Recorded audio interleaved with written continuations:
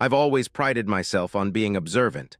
5 years of marriage to Sarah had taught me to notice the small things.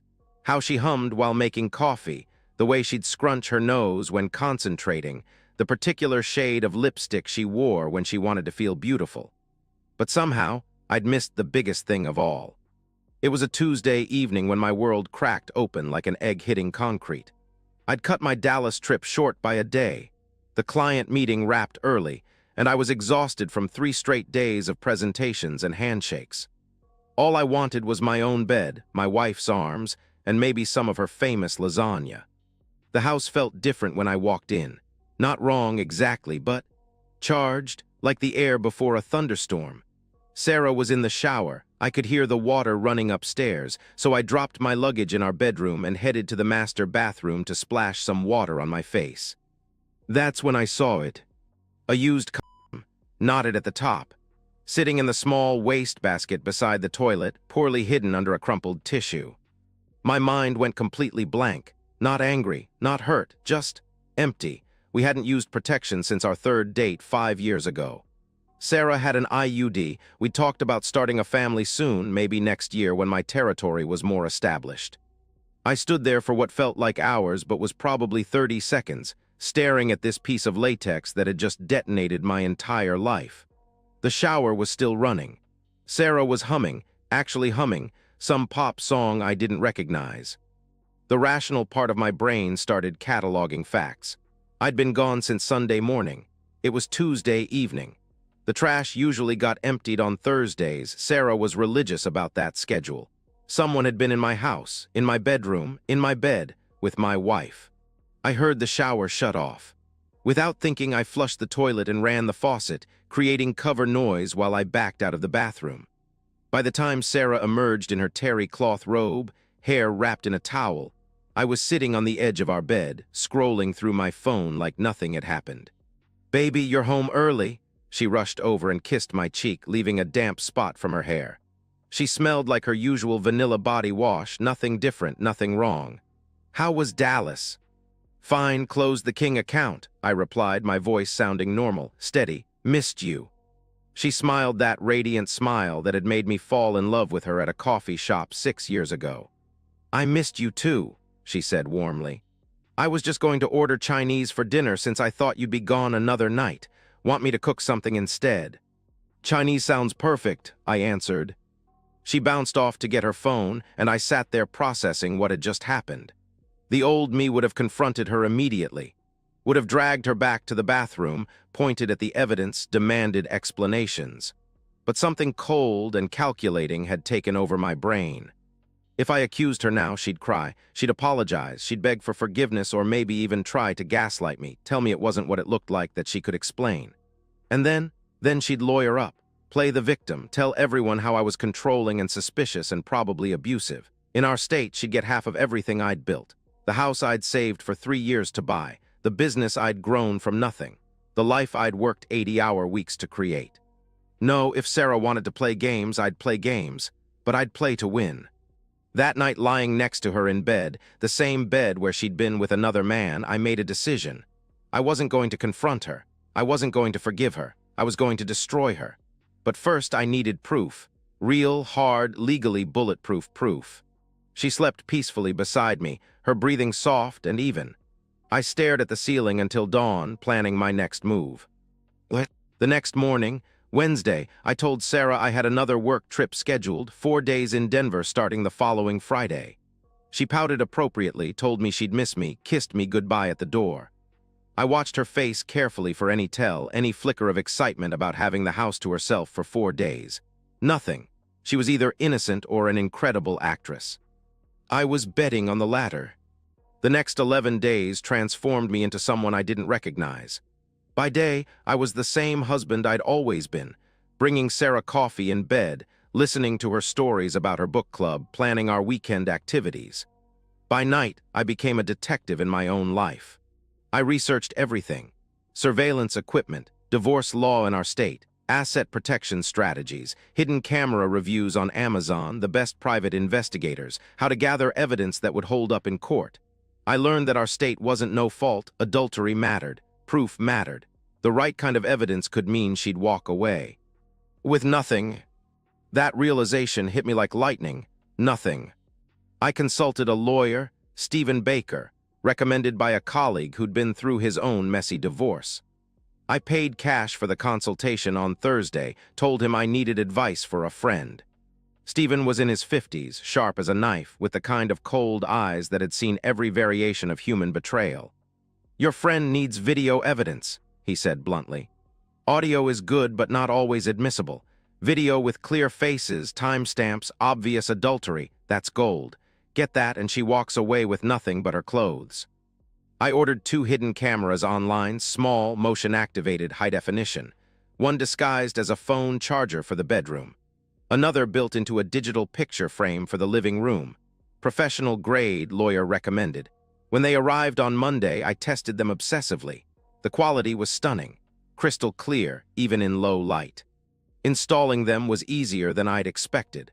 Sarah had her yoga class on Wednesday mornings, never missed it, gone for exactly 90 minutes. I positioned the bedroom camera perfectly, angled to capture the entire bed. The living room camera went on the mantel, looking like just another family photo in its innocent frame. But the cameras weren't enough. I needed more. One night Thursday, while Sarah slept beside me, I checked her phone. She'd gotten sloppy, no passcode change, same birthday pin she'd used for years. My hands were shaking as I scrolled through her messages, but my face stayed blank. There he was. Jake flexed biceps in her contacts. Months of messages, starting back in January, innocent enough at first. Gym schedules, workout tips, but they'd escalated. Late-night texts, compliments about her form, questions about her marriage, her happiness. His suggestion to grab coffee sometime when she mentioned I was traveling. The recent messages made my stomach turn. "Can't wait for Friday," face blowing a kiss. "He'll be gone all weekend. Just like last time, but longer. I'll bring wine, can't stop thinking about Tuesday." Tuesday, the day I'd found the protection, 3 days ago. I screenshotted everything, backed it up to a cloud drive she didn't know about, then deleted the screenshots from her phone. She never stirred. The final piece fell into place when I saw his profile picture clearly. Jake Foster, 34, personal trainer at her gym. Ruggedly handsome in that obvious way, all muscles and arrogant grins. I memorized his face, his schedule, his social media posts. Know your enemy. Friday morning arrived like Judgment Day. I packed my bag carefully, made sure everything looked normal. Sarah made me breakfast, pancakes, my favorite, and walked me to the car. "Drive safe, baby. Text me when you land," she said, kissing my forehead. "I always do," I replied. "Love you." "Love you too," she responded. I drove toward the airport, but at the last exit I turned north instead, toward her parents' house 3 hours away. Robert and Linda needed to know what their daughter had become. More importantly, I needed witnesses, allies, people who couldn't be swayed by her tears and lies when this all came crashing down. The cameras were recording. My phone was tracking the feeds. And somewhere behind me, Sarah was probably already texting Jake that the coast was clear. Game on. What? Robert and Linda Mitchell lived in Millfield, a small town where everyone knew everyone and secrets didn't stay buried long. Robert was old school, a retired contractor who believed in hard work, loyalty, and handling your problems like a man. Linda was the epitome of Midwestern kindness, the type who brought casseroles to sick neighbors and never missed church on Sunday. They'd raised Sarah right, or tried to. That's what made this whole situation so devastating. I'd always gotten along with them. Robert respected me because I worked hard and took care of his daughter. He'd helped me pick out Sarah's engagement ring, shared beers with me during family barbecues, even taught me how to fix the garbage disposal last Christmas. Linda treated me like a son, always asking about my work trips, making sure I was eating enough. When I showed up unannounced at 2:30 on Friday afternoon, they were surprised but happy to see me. "Well, look what the cat dragged in," Robert grinned from his workshop in the garage. "Thought you were supposed to be in Denver." "Change of plans," I replied, trying to smile, but it felt like plastic. "Can we sit down? I need to talk to you both."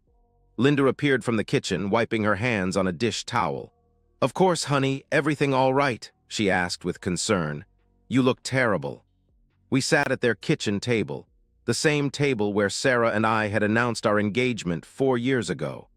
My hands were steady as I pulled out my phone, but my voice cracked when I started speaking.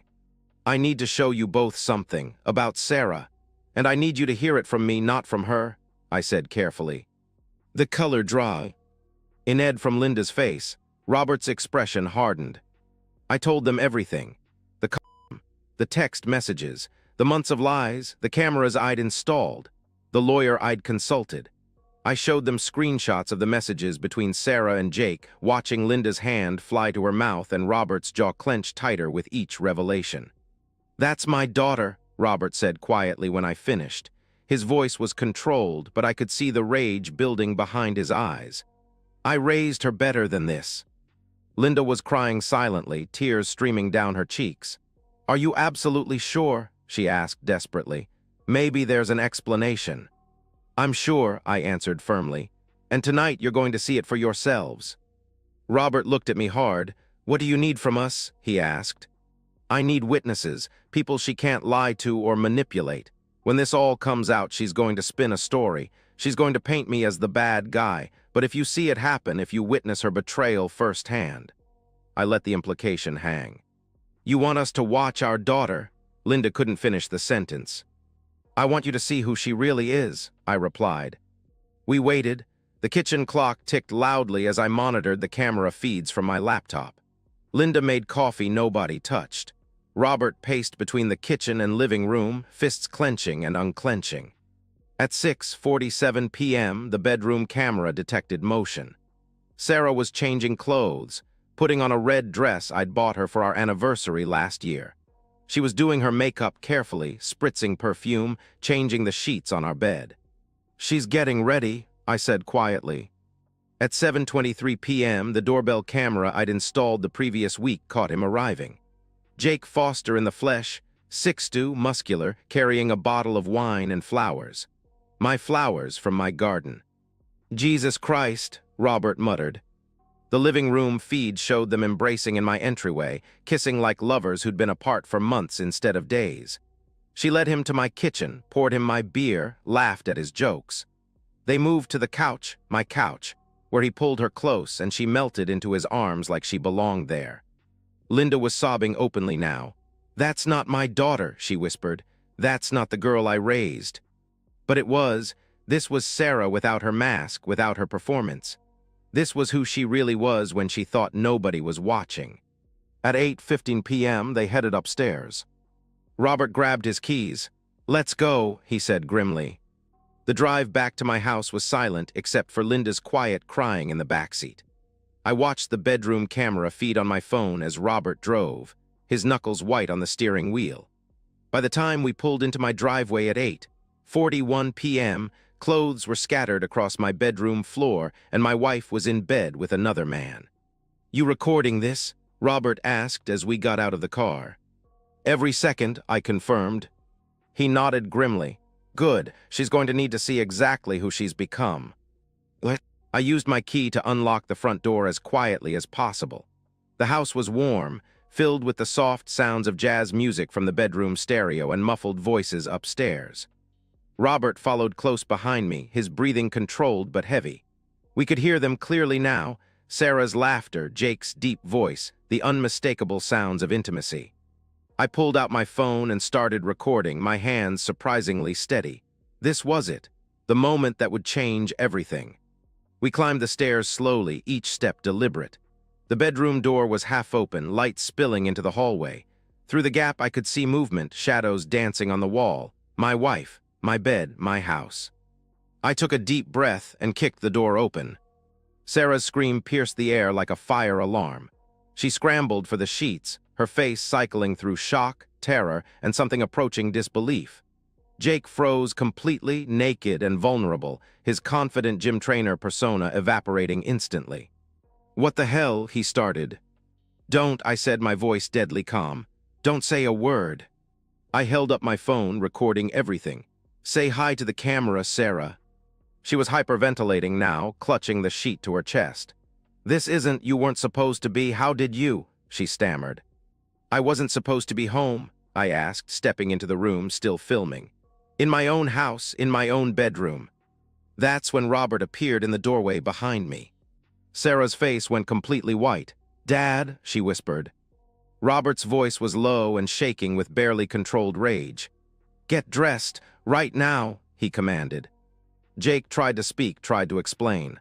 "Look, man, I didn't know she was married, I swear," he pleaded. "Shut your mouth," Robert snapped. "You're in my son-in-law's house in his bed with my daughter. You think I give a damn what you knew?" I continued recording as Jake scrambled for his clothes, his hands shaking. Sarah just sat there, paralyzed, the reality of the situation crashing over her like a tidal wave. "I found the protection 2 weeks ago," I said conversationally, as if we were discussing the weather. "Been watching you since then. I have everything, every text message, every lie, every time you brought him here." Her mouth opened and closed like a fish out of water. No words came. Jake managed to get his pants on and was reaching for his shirt when Robert moved. Fast. He grabbed Jake by the arm and yanked him toward the bedroom door. Jake stumbled, half-dressed, off balance. "Dad, don't," Sarah started. "You lost the right to call me that about 3 months ago," Robert snarled in response. He dragged Jake down the hallway toward the stairs. I followed with my phone, capturing every second. Jake tried to pull away, tried to reason with Robert, but 66 years of construction work had made my father-in-law stronger than he looked. At the top of the stairs, Robert shoved Jake hard. Jake hit the wall, bounced off, stumbled down 3 steps before catching himself. Robert's fist connected with his jaw, a solid right hook that sent Jake crashing into the banister. "That's for disrespecting my family," Robert growled. Jake tried to cover up, blood flowing from his nose. Robert hit him again, this time in the ribs. Jake gasped, doubled over. "And that's for being stupid enough to come back," Robert added. I didn't intervene. I should have, maybe. But watching this man get what he deserved felt like the first thing that had made sense in 2 weeks. We dragged Jake to the front door. He was crying now, actually crying, mumbling apologies and excuses. Robert kicked him hard in the lower back as we threw him onto the front lawn. "Don't ever come back," I said simply. "If I see you again, if I even hear your name, I'll make sure everyone in this town knows exactly what you are." Jake scrambled to his car, leaving a trail of blood drops on my driveway. His engine started with a roar, and he sped away into the night. Back inside, Sarah was dressed in jeans and a t-shirt, sitting on the edge of the bed, sobbing uncontrollably. Linda had arrived and was standing in the doorway, her own tears falling silently. "Please," Sarah whispered when she saw me. "I can explain. It wasn't supposed to happen like this." "Like what?" I asked coldly. "You weren't supposed to get caught." She looked to her father desperately. "Daddy, please," she begged. "I made a mistake. I'm sorry. I'm so sorry." Robert looked at her with pure disgust. "Sorry doesn't fix this," he replied. He stepped forward and slapped her. Hard, the sound echoed in the room like a gunshot. Sarah fell back onto the bed, holding her cheek, staring at her father in shock. "You disgraced yourself," he said quietly. "You disgraced your mother and me. You disgraced this man who gave you everything. And for what? Some pretty boy who'll forget your name by next week." I pulled out my suitcase and set it on the dresser. "You have 1 hour to pack whatever you can carry, then you're gone," I declared. "Where am I supposed to go?" she asked desperately. "I don't care," I answered. She looked at her parents one more time. Linda was still crying but wouldn't meet her daughter's eyes. Robert's face could have been carved from stone. 1 hour, I repeated. The trap had sprung perfectly. Now came the fallout. Sarah tried calling her parents that Friday night from whatever hotel she'd found. They didn't answer. She tried again Saturday morning. And Sunday. On Monday, she showed up at their house in Millfield, desperate and disheveled. Robert met her at the door. "Daddy, please," she pleaded. "I need help. I don't have anywhere else to go." "Should have thought about that before you decided to be a cheating witch," he replied coldly. The word hit her like a physical blow. Robert had never talked to her like that in her entire life. "I just need a place to stay until I can figure things out. Please," she begged. "You're not welcome here," he stated firmly. He started to close the door, then stopped. Your mother wants me to tell you she's praying for you, but prayer doesn't fix stupid, Sarah. You made your choice. The door closed in her face. Linda watched from the kitchen window, crying, but she didn't intervene. The following Monday, exactly 1 week after I'd caught them, I filed for divorce. My lawyer, Stephen Baker, was like a shark who'd smelled blood in the water. He sent Sarah the papers along with a USB drive containing every video, every screenshot, every piece of evidence we'd gathered. Her lawyer took one look at the evidence and told her the truth. She had no case. Zero leverage. In our state, adultery voided any claim to spousal support. She'd contributed no income to our marriage. The house was in my name, purchased before we married. The cars were in my name. Her name wasn't on any of our accounts. She was going to walk away with nothing. Jake blocked her number after my lawyer sent him a cease and desist letter on Wednesday. Turns out he was married too. His wife found out about Sarah and kicked him out. He wanted nothing to do with the mess he'd helped create. Word spread fast in our social circle. Sarah tried reaching out to friends, but most had already chosen sides. The wife who cheated on the good husband. The woman who betrayed the man who'd given her everything. In a community where appearances mattered, Sarah had become toxic. She moved into a studio apartment across town, the cheapest thing she could find. Got a job waiting tables at a chain restaurant, working nights and weekends. I heard through mutual acquaintances that she'd tried writing me letters, leaving voicemails, even showing up at my office building once. I blocked her completely, changed my number, hired building security to keep her away from my workplace. The divorce finalized 3 months later, 93 days total. Irreconcilable differences and adultery. She got nothing. No assets, no alimony, no settlement. Just the clothes she'd packed that Friday night and whatever furniture she could afford on a waitress's salary. Her parents never spoke to her again. Linda died 8 months later, a heart attack, but Robert blamed Sarah's betrayal for the stress that killed his wife. Sarah wasn't welcome at the funeral. The house felt strange for a while, too quiet. I repainted the bedroom, bought a new bed, replaced the sheets and curtains, sold her car, deleted every photo of her from my phone and computer. I started dating again after 6 months. Nothing serious, just dinner and movies with women who didn't know my story.